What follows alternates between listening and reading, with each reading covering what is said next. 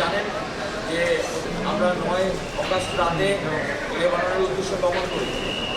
আমরা ওখানে যাওয়ার পরে দেখলাম যে বাংলাদেশ এবং লেবাননের এই প্রতিনিধি সম্পর্ক সত্যি একটি দৃষ্টান্ত স্থাপন করেছে।